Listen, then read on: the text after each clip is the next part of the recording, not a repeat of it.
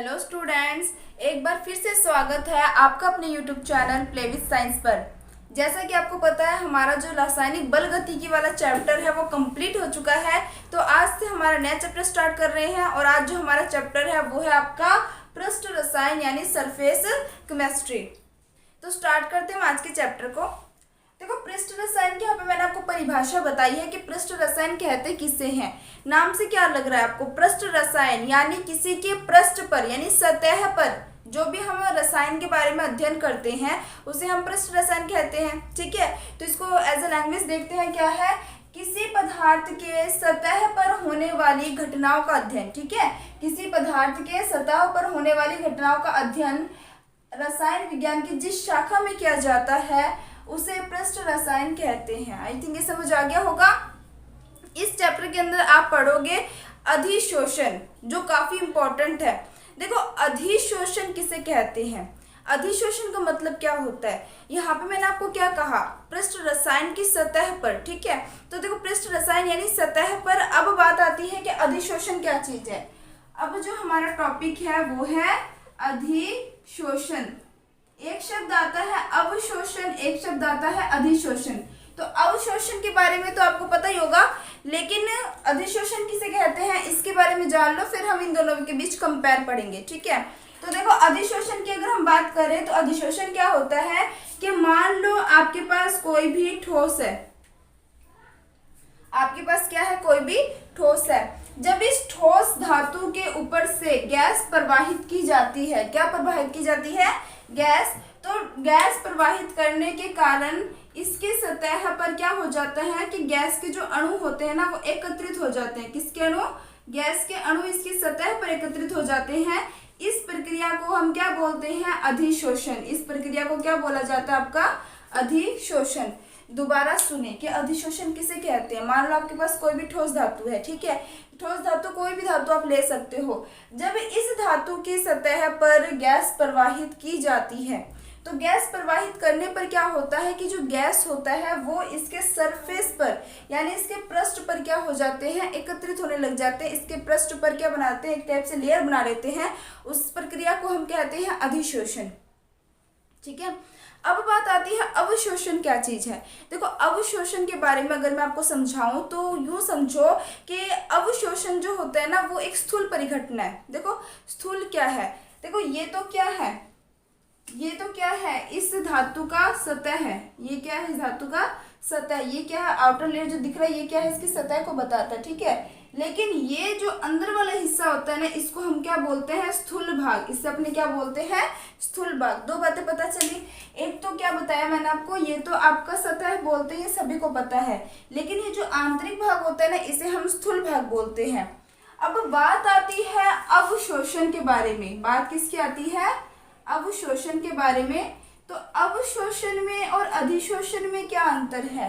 अगर हम सिंपली समझे तो अवशोषण क्या होता है कि जैसे मान लो आपने कोई भी रुई, आपने रुई ले ली। मान लो आपने रुई ली और अगर आप रुई में पानी डालते हो या फिर रुई को पानी के अंदर डालते हो, एज इट इज, आप कुछ भी करो, आपकी इच्छा है, तो आप देखते हो कि रुई जो है ना वो बिल्कुल अंदर तक बिल्कुल गीली हो जाती है ना। तो वहां पर आपने क्या देखा कि आपने जो भी रुई या फिर जो भी आपने संरचना ली, जैसे आपने इसमें क्या मिला दिया? वाटर मिला दिया। वाटर मिलाने से आपने देखा कि ये आपका सिर्फ सरफेस से ही नहीं, मतलब सिर्फ पृष्ठ से नहीं बल्कि स्थूल से भी क्या हो जाता है? पूरी तरीके से भीग जाता है। ठीक है, तो अवशोषण के अंदर क्या होता है कि जो भी हम ठोस लेते हैं वो क्या होता है? बिल्कुल अंदर तक भीग जाए या फिर अंदर तक, उसके अंदर तक क्रिया हो तो उसे हम बोलते हैं अवशोषण। और अधिशोषण केवल सतह तक होता है। ठीक है, तो अधिशोषण को हम बोलते हैं कि यह एक प्रकार की सतह परिघटना है और अवशोषण को हम बोलते हैं यह एक स्थूल परिघटना है। क्लियर बात है? अच्छा, एक चीज और आपके सुनने में आपने एग्जाम्पल के तौर पर याद रखना आपने कि जैसे मान लो चौक है। ठीक है, जब चौक को आप इंक में डालते हो, जैसे आपने मान लो आपके पास क्या है? चौक है। अब इस चौक को जैसे आप इंक में डालते हो, फॉर एग्जांपल समझो कि आपके पास ब्लू इंक है और जैसे आपने इस चौक को इंक में डाला तो इंक में डालने के कारण क्या होगा? ये जो इसका सारा बाहरी इस तरीके से एक ब्लू ब्लू कलर का क्या बन जाएगा, आवरण बन जाएगा। इस तरीके से क्या बन जाएगा, इसके ऊपर ब्लू ब्लू कलर का आवरण बन जाएगा। लेकिन जैसे ही आप इस चौक को तोड़ोगे, ठीक है, तोड़ने के बाद आप क्या देखते हो, तोड़ने के बाद आप देखते हो कि ये जो चौक है ना, इसमें जो आपका ब्लू कलर है केवल इसके सरफेस तक है, इसके अंदर तक नहीं है। आप तोड़ोगे तो ये नीचे वाला हिस्सा आपको बिल्कुल खाली दिखाई देगा। समझ आ रही बात है? यानी जब हम चौक को इंक में डालते हैं, यानी चौक को इंक में से डुबोकर बाहर निकाला जाता है ना, तो देखा जाता है कि जो आपका चौक है वो आपको बिल्कुल ब्लू दिखाई देता है। ठीक है, जैसे आप उसको तोड़ोगे ना तो आप देखोगे कि वो पूरी तरीके से नहीं भीगा, बल्कि आप देखोगे केवल उसकी जो सतह है ना वो सिर्फ इंक से भीगी है, अंदर वाला हिस्सा जो है वो बिल्कुल वैसे का वैसा सूखा पड़ा है। यानी यह एक प्रकार की कौन सी परिघटना है, यह आपकी एक प्रकार की सतही परिघटना है, सतही परिघटना है, जिसे हम क्या बोलते हैं, अधिशोषण बोलते हैं। और अवशोषण की बात करें तो यही चौक ले लो। अगर इस चौक की अगर हम बात करें, अगर इस चौक को आपने पानी में डुबो दिया, किस में डुबो दिया, इस चौक को आपने पानी में डुबो दिया, तो पानी में डुबोने के बाद काफी देर आप देखते हो, जैसे आप चौक को निकालोगे तो आप उसको तोड़ के भी देखोगे ना, तो देखोगे पूरी तरीके से भीग चुका है, अंदर तक भीग चुका है। तो उस टाइम जो चौक है ना वो पानी से पूरी तरीके से भीग चुका है। इस कारण से उसे हम क्या बोलते हैं, स्थूल परिघटना। उसे हम क्या बोलते हैं उस वक्त, स्थूल परिघटना। तो इस कारण से जो स्थूल परिघटना होती है उसे हम बोलते हैं अवशोषण, और जो आपकी सतही परिघटना होती है उसे हमने बोलते हैं अधिशोषण। ठीक है, एक चीज आपको याद रखना है कि अगर हम अधिशोषण की बात करें तो जो हम पदार्थ ले रहे हैं ना वो आपका ठोस भी हो सकता है, आपका द्रव भी हो सकता है, परंतु ये गैस नहीं होगा। ठीक है, अगर ठोस होगा तो इसकी सतह पर जो आपके पदार्थ हैं अधिशोषित होंगे, जो वो आपके द्रव भी हो सकते हैं, वो आपके गैस भी हो सकते हैं। लेकिन जब द्रव होगा तो इसकी सतह पर आपकी गैस अधिशोषित होंगी, ये आपको ध्यान में रखना है। ठीक है, तो यहाँ तक बात मेरे हिसाब से क्लियर होगी। ठीक है, तो देखो एक शब्द आता है अधिशोषण, एक शब्द आता है अवशोषण। इन दोनों में जनरली क्या डिफरेंस है वो तो आपको पता चल गया होगा। देखो एक शब्द आता है विशोषण और एक शब्द आता है शोषण। ठीक है, एक शब्द मैंने आपको क्या बताया, विशोषण, यहाँ पे लिख देती हूँ मैं। एक शब्द आता है आपका विशोषण। तो विशोषण क्या होता है, अधिशोषण का मतलब तो क्या होता है कि जो आपका पदार्थ है, जो आप ठोस पदार्थ ले रहे हो, उसकी सतह पर जब कोई भी पदार्थ आ जाता है, उस पर जमा हो जाता है, उस पर एकत्रित हो जाता है, तो उसे अपने बोलते हैं अधिशोषण। लेकिन अधिशोषण के बाद जो आपकी सतह है उसमें से अगर आप इन पदार्थों को हटा देते हो, अधिशोषक पदार्थों को हटाने की प्रक्रिया विशोषण कहलाती है। ठीक है, अधिशोषण में तो क्या हो रहा था, पदार्थ इसके ऊपर जमा हो रहे थे, लेकिन विशोषण में उस पदार्थ को हटा दिया जाता है, उसे अपने बोलते हैं विशोषण। क्लियर बात? तो एक और शब्द आता है, वो भी आपका काफी इंपॉर्टेंट है, वो आता है शोषण। एक शब्द और क्या आता है आपके पास, शोषण।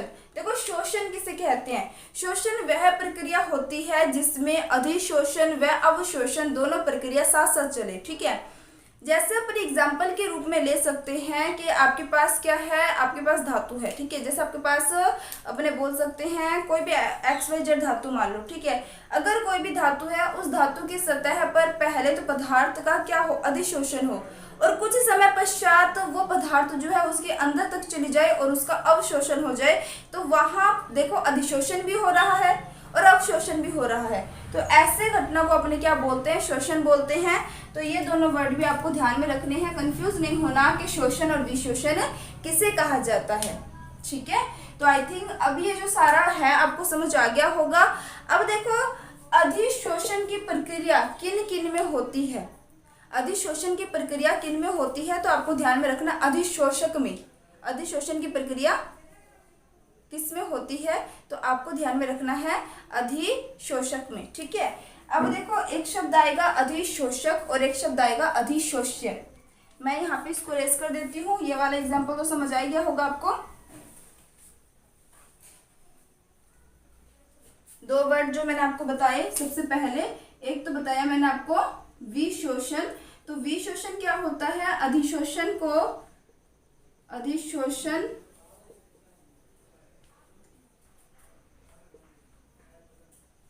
को प्रक्रिया,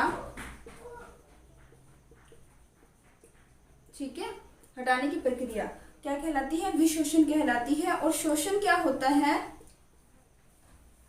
अधिशोषण व अवशोषण दोनों क्रिया यदि एक साथ संपन्न होते हैं, एक साथ संपन्न होते हैं तो उसे अपने क्या बोलते हैं? शोषण बोलते हैं, ठीक है। अब एक शब्द आता है अधिशोषक और एक शब्द आता है अधिशोष्य। मैंने क्या बताया आपको? एक शब्द आता है अधिशोषक और एक शब्द आता है आपका अधिशोष्य। अधिशोषक और अधिशोष्य किसे कहते हैं? देखो, अधिशोषण तो क्या है? एक प्रक्रिया है, लेकिन अधिशोषण जिसकी सतह पर हो रही है, यानी जो ठोस आप ले रहे हो, उसे हम बोलते हैं अधिशोषक। अधिशोषक किसे कहते हैं? अधिशोषण की प्रक्रिया जिस तत्व पर, जिस धातु पर संपन्न होती है, उसे हम अधिशोषक कहते हैं, ठीक है। तो यहाँ पर ये क्या है? एक यहाँ पर ये अधिशोषक है। ये क्या है आपका? अधिशोषक। और अगर हम बात करें अब जिसके द्वारा अधिशोषण की प्रक्रिया संपन्न होती है, जिसके द्वारा, यानी यहाँ पर ये आपकी गैस है, गैस के द्वारा अधिशोषण की प्रक्रिया संपन्न हो रही है ठोस धातु की सतह पर, तो इसे अपने बोलते हैं अधिशोष्य। इसे अपने क्या बोलते हैं? अधिशोष्य। क्लियर बात? देखो, दो बातें बताइए मैंने, अधिशोषक और अधिशोष्य। देखो, अधिशोषक किसे कहते हैं तो आपको ध्यान में रखना है। अधिशोषक किसे कहेंगे? तो जिस धातु या द्रव की सतह पर अधिशोषण की प्रक्रिया हो, अधिशोषण की प्रक्रिया हो, उसे अपने क्या बोलते हैं? तो आपको उसे बोलना है अधिशोषक, ठीक है। तो जिस धातु, ये धातु भी हो सकता है, जनरली द्रव भी हो सकता है, जब इसके सतह पर, जिसके सतह पर अधिशोषण की प्रक्रिया हो रही है, तो वो आपका अधिशोषक कहलाता है। और यहाँ पर ये धातु क्या है? आपका एक प्रकार का अधिशोषक है। यहाँ पर ये धातु क्या? आपका एक प्रकार का अधिशोषक है। बात आती है अधिशोष्य किसे कहते हैं? जिसके द्वारा अधिशोषण की प्रक्रिया संपन्न हो रही हो, ठीक है। मैं लिख देती हूं, जिसके द्वारा अधिशोषण की प्रक्रिया, अधिशोषण की प्रक्रिया संपन्न होती हो, जिसके द्वारा अधिशोषण की प्रक्रिया संपन्न होती हो, उसे अपने क्या बोलते हैं? उसे अपने बोलते हैं अधिशोष्य। तो यहाँ पर अधिशोष्य क्या है? यहाँ पर अधिशोष्य ये गैस है। ये गैस क्या है? आपका अधिशोष्य है, क्योंकि इस गैस के द्वारा ही अधिशोषण की प्रक्रिया संपन्न हो रही है। क्लियर बात? अधिशोषण तो क्या है? एक परिघटना है, ठीक है, एक परिघटना है। और वो परिघटना संपन्न किस किस के माध्यम से हो रही है? तो अधिशोषक व अधिशोष्य के माध्यम से हो रही है। तो ये दोनों बातें भी आपको ध्यान में रखनी है, जो काफी इंपॉर्टेंट रहती है। क्लियर बात?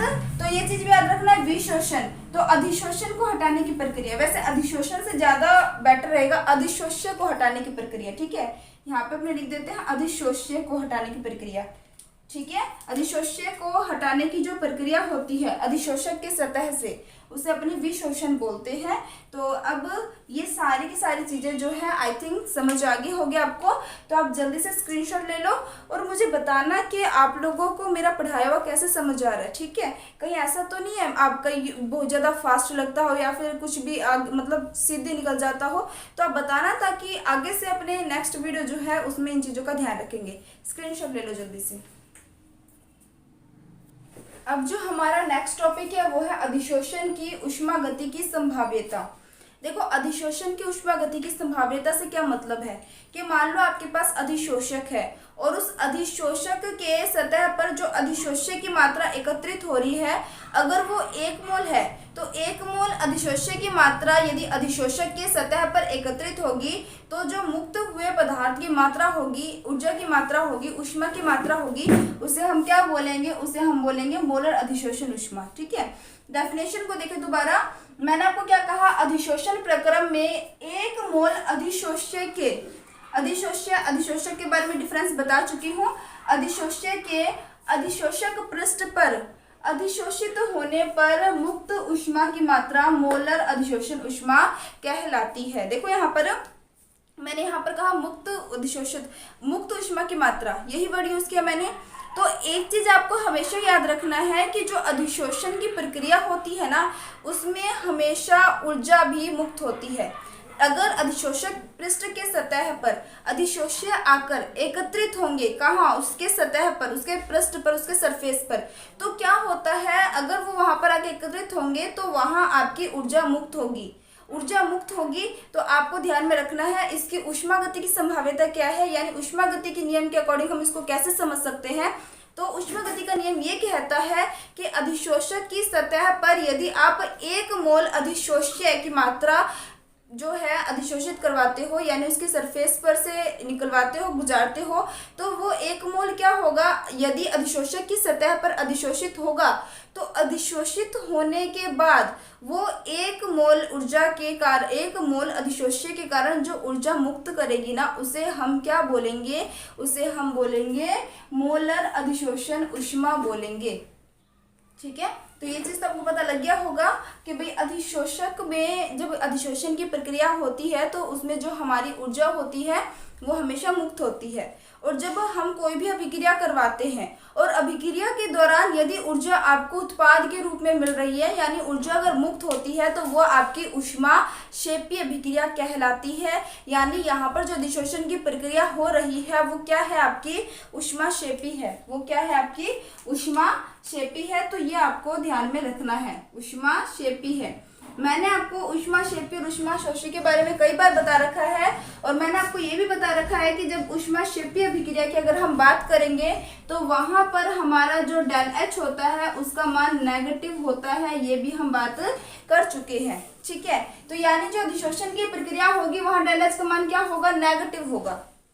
अब देखो ऊष्मा गतिकी का नियम आपने पढ़ा होगा, गिब्स मुक्त ऊर्जा का जो नियम है वो आपने पढ़ा होगा, मेरे से ही पढ़ा होगा। पिछली बार ये मैंने आपको बताया था कि जब हम चैप्टर नंबर 3 कर रहे थे तब पढ़ा था, और उससे पहले आपने 11th में इसको बहुत अच्छे से क्लियर किया हुआ है। तो देखो फॉर्मूला क्या होता है, डेल जी बराबर del H minus T del S, ये हमारा फॉर्मूला होता है किसका, ऊष्मा गतिकी नियम का। ठीक है, जिसमें गिब्स मुक्त ऊर्जा का फॉर्मूला होता है डेल जी बराबर del H minus T del S. ठीक है, अब यहाँ पर 3 चीजें जो है ना वो आपको याद रखनी होती है। मैंने आपको बता रखा है कि डेल जी का मान जो होता है ना वो आपको 3 मिलते हैं, 3 प्रकार के मान आपको डेल जी के मिलते हैं। एक तो होता है धनात्मक, एक होता है डेल जी का मान आपका ऋणात्मक। ठीक है, तो 3 प्रकार के डेल जी के मान आपको मिलते हैं। जब डेल जी का मान धनात्मक होता है तो वो आपका अस्वत्य प्रक्रम होता है, वो आपका क्या होता है, अस्वत्य प्रक्रम होता है। जब डेल जी का मान 0 होता है तो उस टाइम जो हमारी अभिक्रिया होती है वो साम्य अवस्था में होती है, और जब डेल जी का मान आपका ऋणात्मक होता है तो वो हमारी स्वत्य प्रक्रम अभिक्रिया कहलाती है। कौन सी अभिक्रिया कहलाती है, स्वत्य प्रक्रम। ठीक है, यानी जब डेल जी का मान नेगेटिव होता है उस टाइम हमारी अभिक्रिया अपने आप संपन्न होती है। जब डेल जी का मान पॉजिटिव होता है तो हमें वो अभिक्रिया बाहर से करवानी पड़ती है, और जब डेल जी का मान 0 होता है तब वो आपकी साम्य अवस्था में होती है। ठीक है, अब इसमें देखो आपको कितनी चीजें पता लगी कि डेल जी का मान इन तीनों में से अगर कोई आ जाए तो क्या उसकी डिपेंडेंसी क्या होगी, मतलब पॉजिटिव हो तो किस प्रकार की अभिक्रिया होगी, नेगेटिव हो तो किस प्रकार की अभिक्रिया होगी, 0 हो तो किस प्रकार की होगी। डेल एच का मान अधिशोषण के लिए हमेशा क्या होगा, नेगेटिव ही होगा, क्योंकि ये हमेशा ऊर्जा मुक्त ही करेगी। तीसरी बात आती है यहाँ पर डेल एस। डेल एस जो होती है, डेल एस क्या चीज है, डेल एस है एंट्रोपी। एंट्रोपी का मतलब होता है, अपने बोल सकते हैं बेतरतीबी, यानी जितने ज्यादा डेल एस का मान, देखो डेल एस का मान 2 प्रकार का आपको मिलता है, या तो पॉजिटिव मिलता है या नेगेटिव मिलता है। ठीक है, अब डेल एस का मान पॉजिटिव और नेगेटिव कब मिलता है, तो आपको ध्यान में रखना है सबसे ज्यादा डेल एस का मान आपको कब मिलेगा, जब आप गैस की बात करोगे। आपको पता है प्रकृति में 3 प्रकार के पदार्थ मिलते हैं, या तो ठोस, द्रव या फिर गैस, ठीक है। अब इन तीनों में से ना सबसे ज्यादा अगर आपसे पूछ लिया जाए कि एंट्रोपी का मान किस में पाया जाता है, तो वो पाया जाता है गैस में, क्योंकि गैस के अणु जो होते हैं वो सबसे ज्यादा अस्त व्यस्त होते हैं, यानी दूर दूर बिखरे होते हैं। मतलब जिसके अणु जितने ज्यादा दूर दूर होंगे एंट्रोपी का मान उसका उतना ही ज्यादा होगा। तो सीधी सी बात ये है कि जो गैस है उनमें एंट्रोपी का मान सबसे ज्यादा होगा। उस वक्त हमारा जो डेल एस का मान होगा वो होगा पॉजिटिव। डेल एस का मान हमारा क्या होगा उस वक्त, पॉजिटिव होगा। किन कंडीशंस के लिए, गैस के लिए, ठीक है। तो डेल एस का मान नेगेटिव कब होगा, वैसे तो बेसिकली अपने बोलते हैं ठोस के लिए होता है, लेकिन द्रव के लिए भी इसका मान होता है। कहने का मतलब है कि नेगेटिव पॉजिटिव का डिसीजन आप कैसे करते हो, वो आप ये देख के करते हो कि अणु ज्यादा दूर दूर है या पास पास है, ठीक है। तो देखो यहाँ पर अब हमें पता है कि जो अधिशोषण की प्रक्रिया की हम बात करते हैं, हमारा ठोस होता है, ठोस की सतह पर गैस के अणु जो कि दूर दूर स्थित होते हैं, वो कहाँ पर एकत्रित हो जाते हैं, आपके ठोस की सतह पर। तो एक चीज जो है वो ध्यान से समझना और मुझे बताना आप कि यहाँ पर डेल एस का मान क्या हो रहा है, बढ़ रहा है या घट रहा है। देखो वायुमंडल में तो क्या था, गैस के अणु दूर दूर थे, यानी डेल एस का मान पॉजिटिव था। समझ आ रही है मेरी बात, क्योंकि डेल एस का मतलब ये होता है कि बेतरतीबी एक टाइप से, ठीक है। तो यहाँ पर क्या हो रहा है कि जो आपका ठोस है ना, ठोस की सतह पर जो गैस है वो सारे के सारे एकत्रित हो रहे हैं। पहले दूर दूर फैले हुए थे, अब वो पास पास आ रहे हैं, पास पास आ रहे हैं तो वो एकत्रित हो रहे हैं। अगर एकत्रित हो रहे हैं तो इनकी बेतरतीबी क्या हो रही है, कम हो रही है। कम हो रही है तो इसका मतलब डेल एस का मान क्या होता है, नेगेटिव। अगर हम बात करें अधिशोषण की प्रक्रिया के बारे में, तो अधिशोषण की प्रक्रिया में डेल एस का मान क्या होता है, नेगेटिव। अब देखो 3 चीज आपको मिल चुकी है, ठीक है। ये तो आपकी जस्ट मान है, ये इससे हम बस पता लगाते हैं अभिक्रिया हमारी किस प्रकार की है, ठीक है।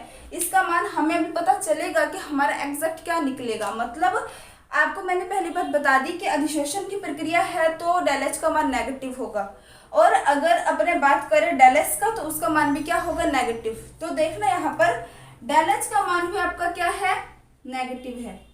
डेल एस का मान भी आपका क्या है, नेगेटिव है। तो फॉर्मूले को अगर हम सॉल्व करेंगे तो डेल जी बराबर क्या होगा, डेल एच आपका क्या हो जाएगा, माइनस डेल एच, और यहाँ पर क्या आ जाएगा, टी माइनस डेल एस, यही होगा। अब ये जो आपका माइनस का डेल एस है, जैसे ही आप इसको खोल के लिखोगे तो ये माइनस माइनस क्या हो जाएगा, प्लस हो जाएगा, यानी आपका फॉर्मूला बन जाएगा टी डेल एस। अब एक धनात्मक है एक ऋणात्मक है, ठीक है। अब इसमें से डेल एच का मान जो होता है वो ज्यादा होता है, ठीक है।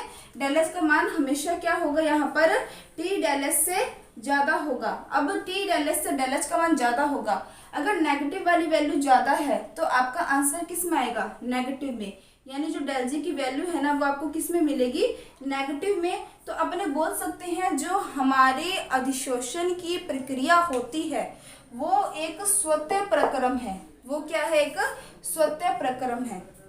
समझ आ गई बात, ये टॉपिक हो गया क्लियर, ठीक है। एक एक चीज मैंने आपको बता दी है। ये सारा वैसे आपके 11th में क्या हुआ है, लेकिन कई बच्चों का 11th कमजोर रहता है तो उनके लिए भी, उनके लिए स्पेशल ये सारी चीजें मैंने एक एक करके बताई है ताकि आपको अच्छे से क्लियर हो जाए। क्लियर बात, तो ये चीज आई थिंक क्लियर हो गया होगा। आप इसका जल्दी से स्क्रीनशॉट ले लो।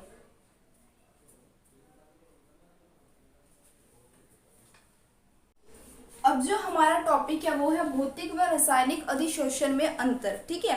अधिशोषण तो हम अब तक पढ़ते आ रहे हैं, ठीक है। अधिशोषण, अवशोषण, विशोषण, शोषण, अधिशोष्य, अधिशोषक और ऊष्मागतिकी का नियम, ये सारे टॉपिक्स अब हमने कवर कर लिए हैं। अब जो हमारा टॉपिक है वो है भौतिक अधिशोषण व रासायनिक अधिशोषण में अंतर के बारे में, ठीक है। तो भौतिक अधिशोषण और रासायनिक अधिशोषण में क्या अंतर है, देखो इसको सिंपली समझाऊं ना, तो भौतिक अधिशोषण तो वे अधिशोषण होते हैं जिसमें जो अधिशोष्य होते हैं वो अधिशोषक की सतह पर बिल्कुल कमजोर बंध के साथ जुड़े होते हैं, जैसे अपने बोलते हैं दुर्बल वान डेर वाल बल, ठीक है। तो देखो यहाँ पर सबसे पहले अपने इसको एक सारणी से समझेंगे। एक तो अपने को क्या है, एक तो अपने को पढ़ना है भौतिक अधिशोषण, और एक हमें क्या पढ़ना है इसमें, रासायनिक अधिशोषण।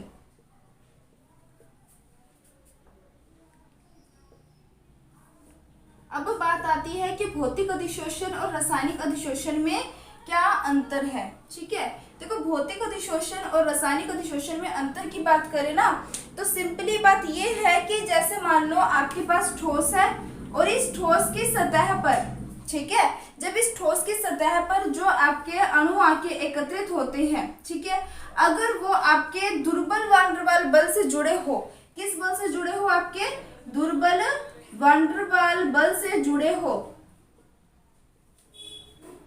तो इसे अपने क्या बोलते हैं, भौतिक अधिशोषण बोलते हैं। तो पहला पॉइंट क्या आपको ध्यान में रखना है, तो पहला पॉइंट आपको ध्यान में रखना है जिसमें अधिशोषक की सतह पर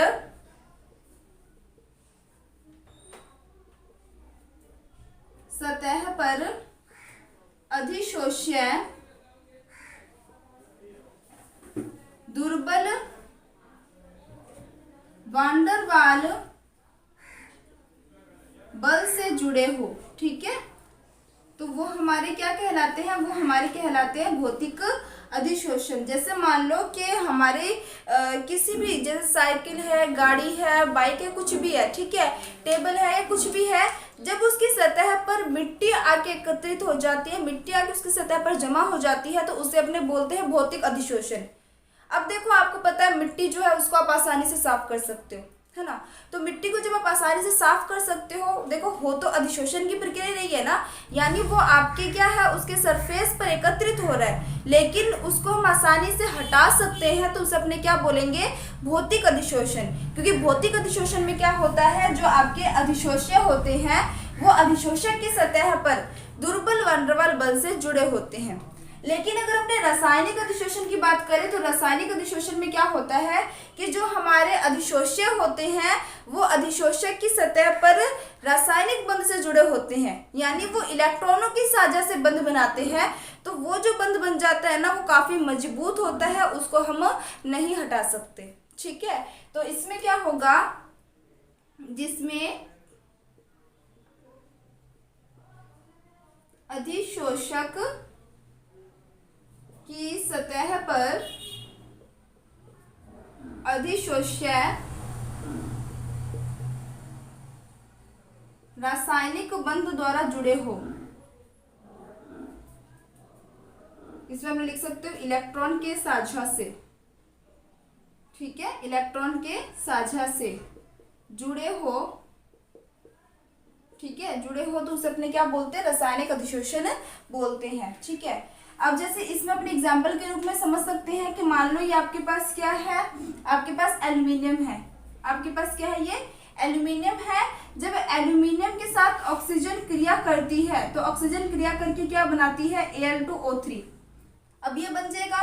अब ये क्या है, एक निश्चित अनुपात में बनी हुई संरचना है जो इलेक्ट्रॉनों के स्थानांतरण से, इलेक्ट्रॉनों के आदान प्रदान से एक मजबूत रासायनिक बंध बना रहे हैं। तो अब हम इसमें से ऐसा नहीं है कि ऑक्सीजन को हम अलग कर दे, क्योंकि ऑक्सीजन जो है ना वो इसकी सतह पर क्या हो चुका है, मजबूत बॉन्ड बना चुका है, जिसे अपने बोलते हैं प्रबल रासायनिक बंध। ठीक है, तो आपको पहले तो डिफरेंस ये ध्यान में रखना है कि ये दुर्बल वान डेर वाल बल से जुड़े होते हैं और ये आपके रासायनिक बंध से जुड़े होते हैं। दूसरी बात आपको ये ध्यान में रखना है कि जो आपका भौतिक अधिशोषण होता है ना, ये उत्क्रमणीय प्रक्रिया है, ये उत्क्रमणीय प्रक्रिया है।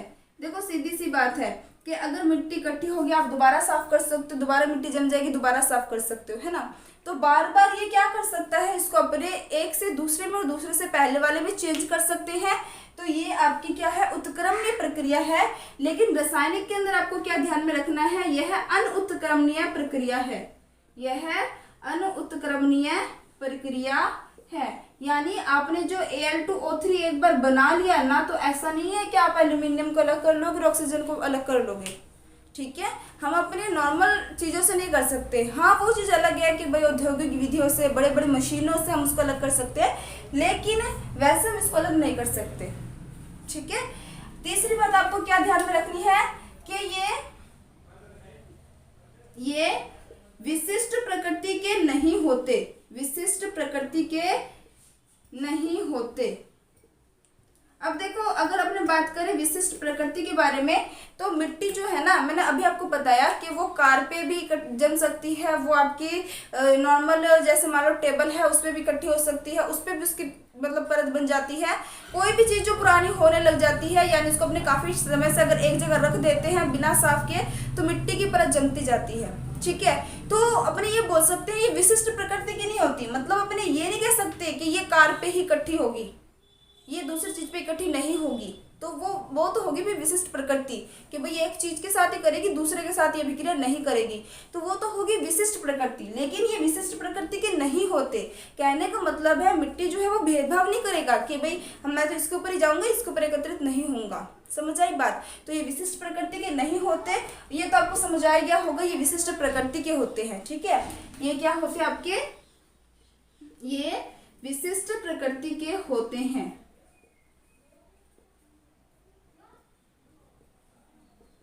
ठीक है, यानी जो आप अभिक्रिया करवा रहे हो, अभिक्रिया में जो आपकी जैसे मान लो Al2O3 में अगर Al2 की बात करें तो ऑक्सीजन जो है 2 एल्यूमिनियम के साथ 3 ऑक्सीजन ही जुड़ेगा। जल के अणु की बात करें तो 2 हाइड्रोजन के साथ 1 ऑक्सीजन ही जुड़ेगा। अब ऐसा तो नहीं हर जगह 3-3 ऑक्सीजन जुड़ता जा रहा है, हर एक जगह अलग अलग प्रकृति इसकी, इनका जो अनुपात होता है निश्चित वो अलग अलग होता है। तो ये क्या होगी, विशिष्ट प्रकृति के हो गए। क्लियर बात? नेक्स्ट अगर अपने बात करें इसके बारे में, ये बहुआण्विक परतीय संरचना बनाते हैं। क्या बनाते हैं? बहुआण्विक परतीय संरचना बनाते हैं।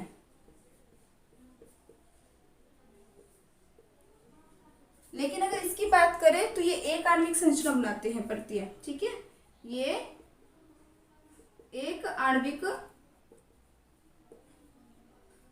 परतीय संरचना बनाते हैं। ठीक है, तो दो बातें यहाँ पर आपको क्या पता चल गई कि भाई ये तो आपके क्या बनाते हैं, एक आणविक, और जो आपका भौतिक है वो क्या बनाते हैं, बहुआण्विक। यानी इसके ऊपर मिट्टी की कई सारी लेयर जो होती है वो इकट्ठी होती जाती है, लेकिन इसके अंदर एक एल्यूमिनियम, 2 एल्यूमिनियम के साथ 3 ऑक्सीजन का जो है एक प्रकार का आपका लेयर बनेगा, इससे ज्यादा लेयर ये नहीं बनाएगा। समझ आ गई बात? तो इनमें कुछ डिफरेंस थे। हाँ, एक चीज और याद रखना है कि जो भौतिक अधिशोषण होता है ना, भौतिक अधिशोषण के अंदर जो ऊर्जा का मान होता है वो होता है आपका 20 से 40 किलो जूल मोल इनवर्स। लेकिन इसमें जो ऊर्जा का मान होता है वो आपका कितना होता है, 80 से 240 किलो जूल मोल इनवर्स होता है। ठीक है, ये ज्यादा स्थायी होंगे, ये कम स्थायी होंगे, ये भी आपको याद रखना है, ये कम स्थायी होते हैं, कम स्थायी होते हैं। यानी अगर हम इसको थोड़ा सा टेम्परेचर वगैरह दे देते हैं ना तो क्या हो जाता है, इसके बॉन्ड बहुत जल्दी टूट जाते हैं। ये कम स्थायी होते हैं। और ये वाले क्या होंगे आपके, ये स्थायी प्रकृति के होते हैं, ये स्थायी प्रकृति के होते हैं। यानी अपने ये बोल सकते हैं कि थोड़े मोटे टेम्परेचर से इसको कुछ नहीं होगा, काफ़ी ज़्यादा टेम्परेचर देंगे तभी इनके बीच की बॉन्डिंग टूटेगी, उससे पहले नहीं टूटेगी। ठीक है, तो ये कुछ बेसिक्स जो अपने बोल सकते हैं डिफरेंस थे इनके बारे में, तो आपको पता लग गया। अच्छा, पीछे मैंने आपको समझाया था अधिशोषण और अवशोषण में अंतर, तो उसकी भी एक छोटी सी सारणी पूछ ली जाती है, पर मैंने आपको जो जो डिफरेंस बताया उससे आप खुद एक सारणी बना सकते हो। ठीक है, तो आई थिंक ये वाला टॉपिक भी आपको क्लियर हो गया होगा, और अब तक जितने पीछे टॉपिक करवाए हैं वो भी क्लियर हो गए होंगे। तो इसका आप जल्दी से स्क्रीनशॉट ले लो।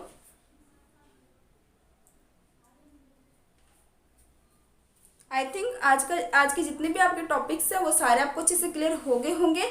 अगर आपको वीडियो पसंद आती है तो लाइक शेयर करना, और जो बच्चे चैनल पे नए हैं वो सब्सक्राइब करना। और जिन बच्चों को मेरे ड्रीम क्लासेस के लर्निंग ऐप पे पेड कोर्स का नहीं पता, उनको मैं बता दूं कि वो बच्चे अपने प्ले स्टोर में जाके ड्रीम क्लासेस के लर्निंग ऐप को इंस्टॉल कर ले, और वहाँ पर आपको मेरे केमिस्ट्री का पूरा कोर्स मिल जाएगा, जहाँ आपको लेक्चर्स के साथ साथ आपको नोट्स PDF के रूप में मिलेंगे, ऑब्जेक्टिव क्वेश्चंस मिलेंगे, प्लस टेस्ट सीरीज, जिससे आप अपनी तैयारी को बहुत ही बेटर बना सकते हो। तो आप लोग पढ़ते रहिए, इसी तरीके से मुस्कुराते रहिए। All the best, take care, bye bye.